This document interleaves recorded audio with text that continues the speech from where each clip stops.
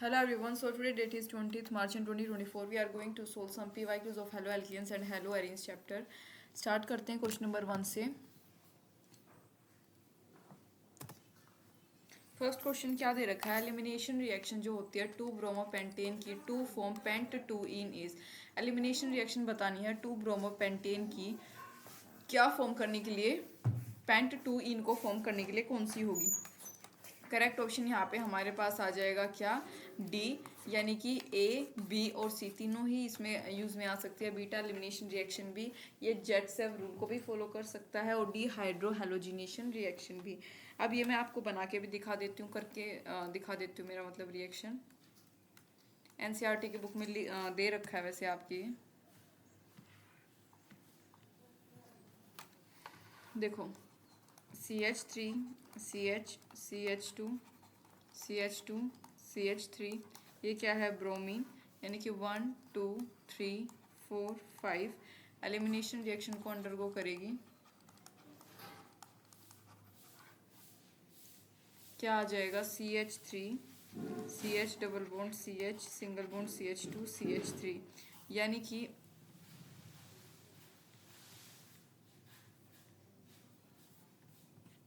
कहाँ गया, ये रहा, यानी कि 2 ब्रोमो पेंटेन। अब इसका मैकेनिज्म भी मैं आपको एक बार बता देती हूँ करके। CH3 CH CH CH2 CH3, ये ब्रोमीन यहाँ पे इसके साथ अटैच्ड है, यहाँ पे हाइड्रोजन, ये अल्फा और ये क्या है, बीटा। ठीक है, ये यहाँ से एलिमिनेट हुआ। CH3 CH double bond CH CH2 CH3, base negative, ये जाएगा इसके साथ रिएक्शन करेगा।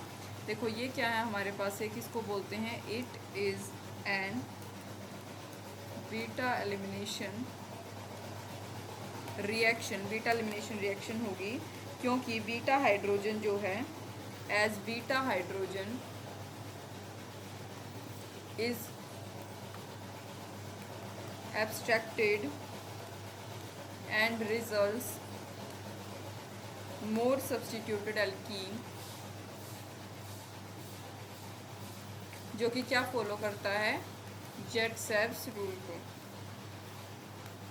सिंस हाइड्रोजन और ब्रोमीन की अगर मैं बात करूं, इनको हम रिमूव कर देंगे तो हमारे पास आ जाती है डीहाइड्रो हेलोजिनेशन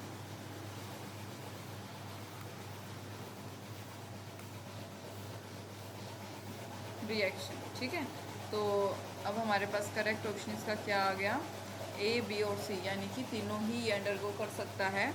बीटा एलिमिनेशन भी जेटसेव रूल को भी फॉलो करता है, डीहाइड्रो हेलोजिनेशन रिएक्शन भी। आगे बात करेंगे सेकंड क्वेश्चन की। Which of the following alkane can not be made in good yield by Wurtz reaction के द्वारा कौन सा एल्केन ऐसा है जो कि गुड ईड में हम प्रोड्यूस नहीं कर सकते। तो करेक्ट ऑप्शन यहाँ पे 2 आएगा। एन हेप्टेन जो होता है ये गुड ईल्ड में इसको हम प्रोड्यूस नहीं कर सकते, किसके द्वारा, वुड्स रिएक्शन के द्वारा। आप देखो करके भी देख लेंगे।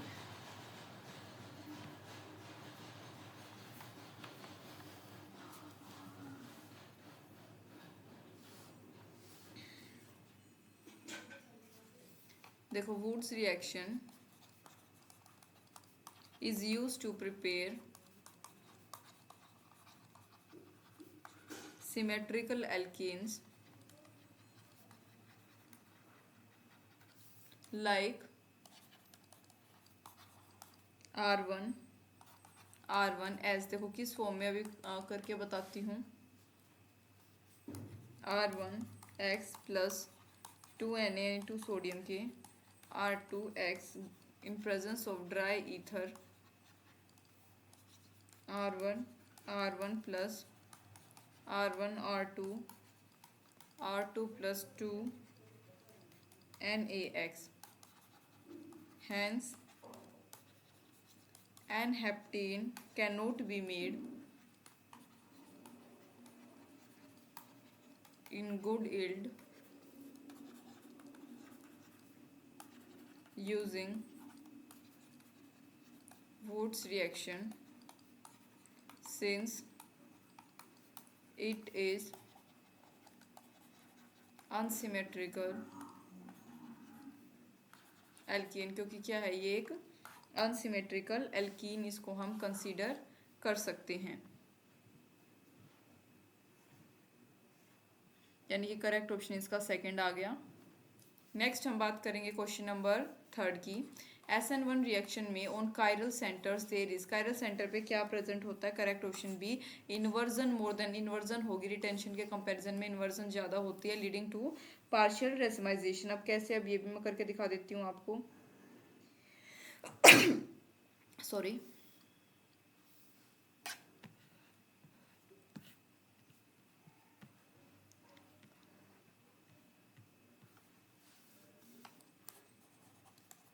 in SN1 reaction carbocation of planar species as intermediate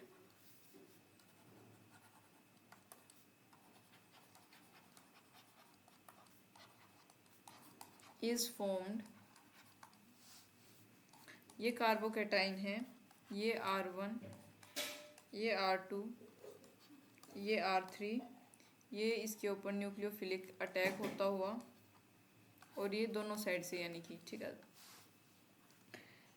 देखो, सो अटैक फ्रॉम बिलो और above the plane can take place.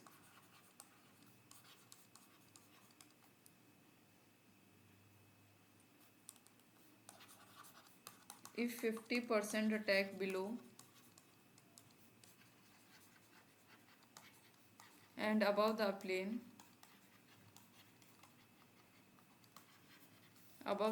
of carbocation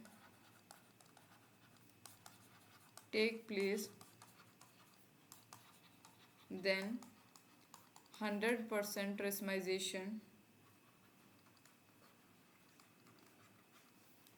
वहाँ पे देखने को मिलती है, occurs, but it may not be highly probable।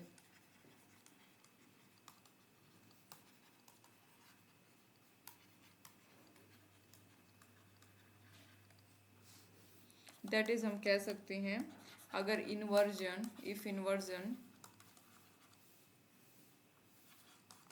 Occurs more than retention, retention के comparison में इन्वर्जन ज़्यादा होगी, सो इट विल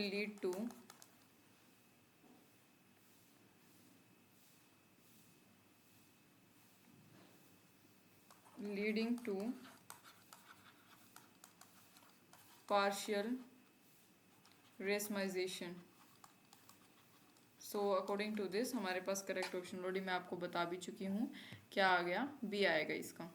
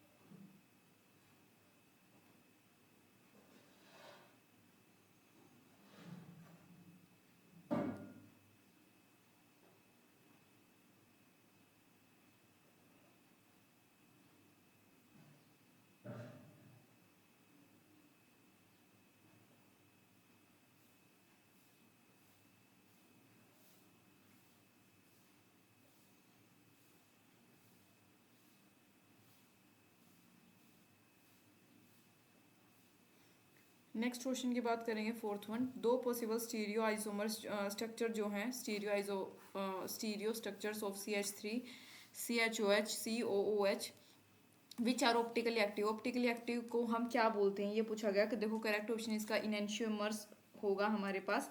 देखो CH3OH COOH, चार डिफरेंट सब्सटीट्यूएंट्स जो है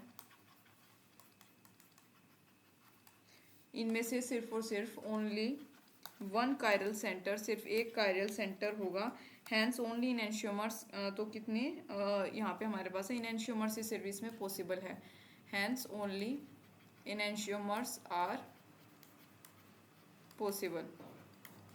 नेक्स्ट देखो, which of the following compound, कौन सा कंपाउंड जो अंडरगो करेगा रेसमाइजेशन जब हम KOH के सॉल्यूशन को इसके साथ हाइड्रोलाइज कर देंगे, तो कौन सा कंपाउंड जो है यहाँ पे रेसमाइजेशन को अंडरगो करने वाला है, ये पूछा गया है।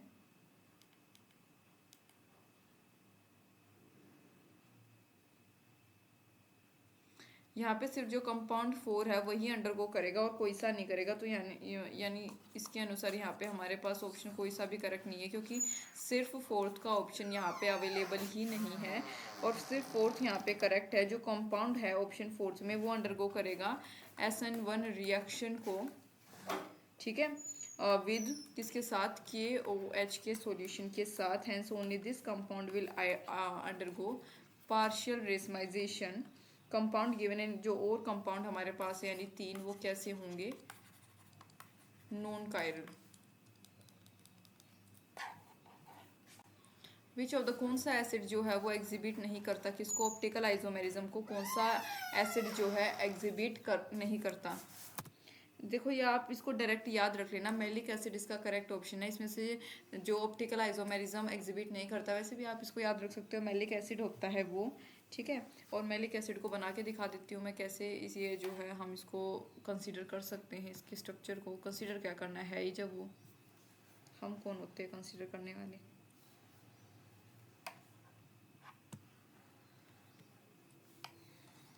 CHCOOH डबल बॉन्ड CHCOOH, ये क्या है, सिस malic acid.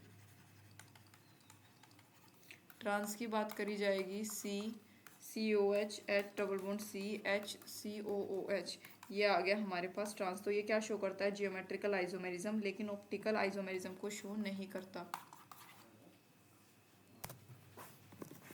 So next question की बात करेंगे अब, ये हमने देख लिया है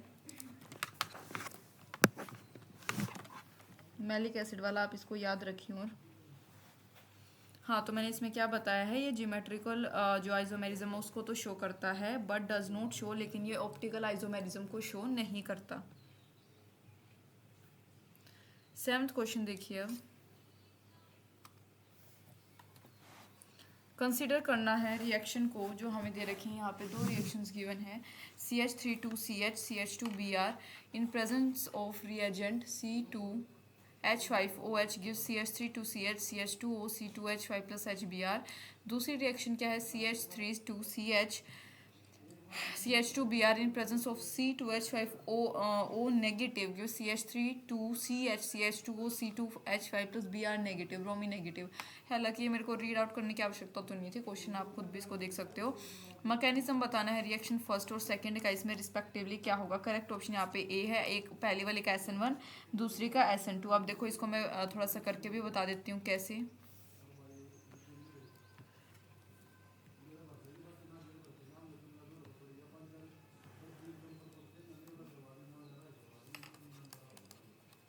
First reaction is SN1 reaction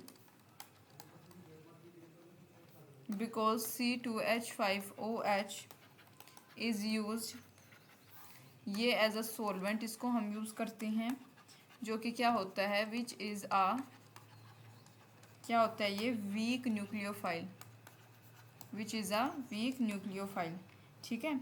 और सेकेंड रिएक्शन की अगर बात करी जाए, सेकेंड रिएक्शन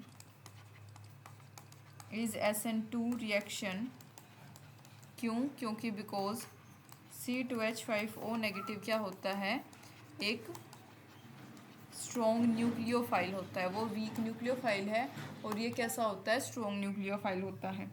और एक स्ट्रॉन्ग न्यूक्लियोफाइल हमेशा फेवर करता है किसको, SN2 रिएक्शन को, और वीक न्यूक्लियोफाइल हमेशा फेवर करता है SN1 न्यूक्लियोफाइल को, रिएक्शन को। तो ये दोनों जो है पॉइंट आपको याद रखनी है। नेक्स्ट बात करते हैं 8th क्वेश्चन की। Which one is a nucleophilic substitution reaction among the following. यहाँ पे हमसे क्या पूछा गया है, न्यूक्लियोफिलिक सब्सटीट्यूशन रिएक्शन पूछी गई है, इन चारों में से कौन सी है। करेक्ट ऑप्शन यहाँ पे सी है। सी जो है हमारे पास क्या है, एक न्यूक्लियोफिलिक सब्सटीट्यूशन रिएक्शन हो गया, यानी CH3 CH2 CH CH3 CH2 Br gives what, CH3 CH2 CH, इसके साथ जुड़ा हुआ हमारे पास मिथाइल ग्रुप यानी CH3 और CH2 NH2। अब इसको मैं थोड़ा सा करके बता देती हूँ स्पेस बना के, जैसे हम और क्वेश्चंस को सोल्व कर रहे हैं।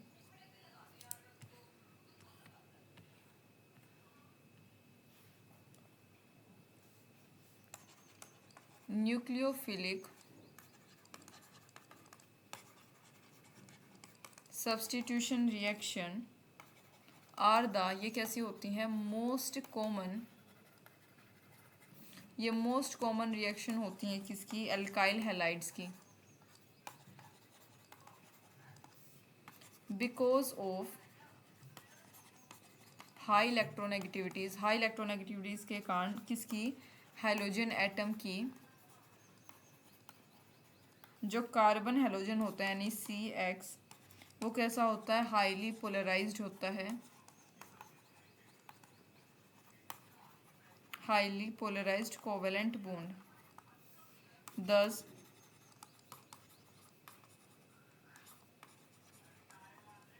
जो कार्बन एटम होगा CX बॉन्ड का becomes a good site for attack by nucleophiles, यानी कि इलेक्ट्रॉन रिच स्पीसीज इनको हम कह सकते हैं। तो करेक्ट ऑप्शन यहाँ पे क्या आ गया, सी आ गया। नेक्स्ट है हमारे पास 9th question. Which of the following reaction is an example of nucleophilic substitution reaction. तो यहाँ पे एग्जाम्पल पूछा है, कौन सी रिएक्शन जो है न्यूक्लियोफिलिक सब्सटीट्यूशन रिएक्शन का एग्जाम्पल है। पीछे वाले क्वेश्चन के जैसे यहाँ पे क्वेश्चन है, तो D is the correct option. RX + KOH gas ROH + KX। देखो न्यूक्लियोफिलिक सब्सटीट्यूशन की अगर मैं बात करूँ, उसमें जो एक न्यूक्लियोफाइल है वो इलेक्ट्रॉन पेयर प्रोवाइड करता है किसको, सबस्टेट को, और लिविंग ग्रुप जो है वो इलेक्ट्रॉन पेयर से अलग हो जाती है, यानी कि डिपार्ट हो जाती है। जैसे कि यहाँ पे बना के दिखा सकती हूँ मैं आपको, NU + RX, ये न्यूक्लियोफिल फाइल अटैक करेगा इसके ऊपर, ये इसके ऊपर, यानी कि RN, ये इसको डिस्प्लेस कर देते हैं। तो करेक्ट ऑप्शन इसका डी आ गया। एक SN2 सब्सटीट्यूशन रिएक्शन में ऑफ द टाइप जो हमें दे रखा है, RBr + chlorine in presence of DMF gives RCl + bromine. कौन सा इनमें से जो है किसके पास हाईएस्ट रिएक्टिविटी रेट होगा, वो यहाँ पे हमसे पूछा गया है। हाईएस्ट रिएक्टिविटी रेट के बारे में तो करेक्ट ऑप्शन डी है, CH3 CH2 Br is the correct option. अब देखो इसको मैं करके भी बता देती हूँ आपको कैसे ये आया है हमारे पास।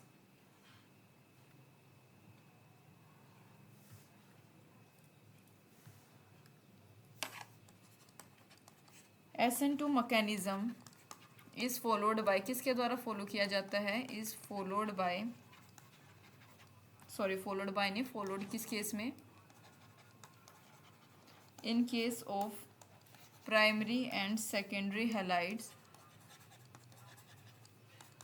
That is what SN2 reaction is favoured by small groups के द्वारा ऑन द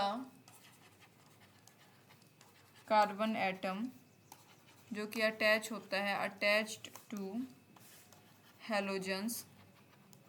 सो जो रिएक्टिविटी ऑर्डर होगा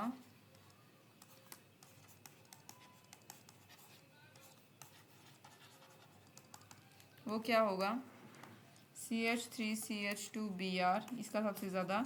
फिर हमारे पास आ जाएगा ये वाला then comes what, CH3C carbon, यहाँ पे ये सेंट्रल कार्बन हो गया ब्रोमीन, और फिर लास्ट में लीस्ट किसकी होती है, CH3CH2Br इसकी होगी। तो हैंस हमारे पास ऑप्शन डी जो है यहाँ पे क्या होगा, करेक्ट होगा।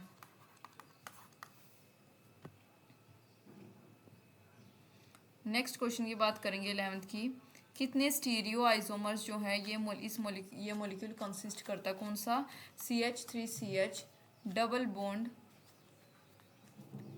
CH2CH Br CH3। तो ये जो हमारे पास स्टीरियो आइसोमर है कितने मॉलिक्यूल जो है कंसिस्ट करता है, ये पूछा गया है।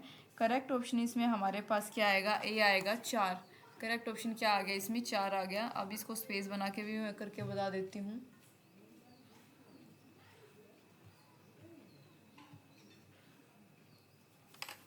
इन द मॉलिक्यूल जो हमें गिवन है,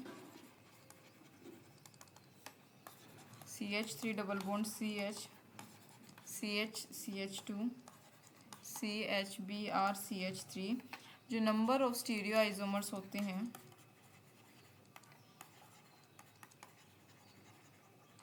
is given by sum of geometrical isomers because of presence of किसके प्रेजेंस के कारण, carbon double bond carbon, and what, optical isomers, क्योंकि ऑप्टिकल आइसोमर्स यानी कि कायरल कार्बन एटम की presence. So number of geometrical isomers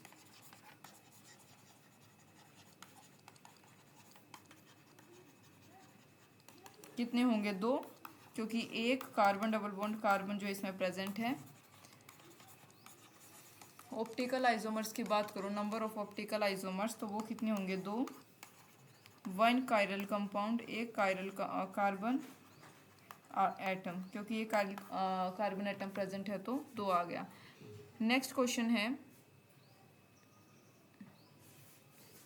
अगर if there is no rotation, कोई rotation ना हो, प्लेन पोलराइज्ड, जो कि प्लेन लाइट के द्वारा पोलराइज्ड हुआ है कंपाउंड का एक स्पेसिफिक सॉल्वेंट में, 2 टू बी कायरल, लेकिन फिर भी वो कायरल हो, इट मीन दैट, इसका क्या मतलब होगा, इसका मतलब फर्स्ट ऑप्शन करेक्ट है, कंपाउंड जो है सर्टेनली मीजो, यानी कि कंपाउंड जो शो नहीं करते ऑप्टिकल एक्टिविटी को in spite of presence of what, chiral carbon atom, तो उनको बोलते हैं मीजो कंपाउंड। तो ये चीज़ आप याद रखेंगे।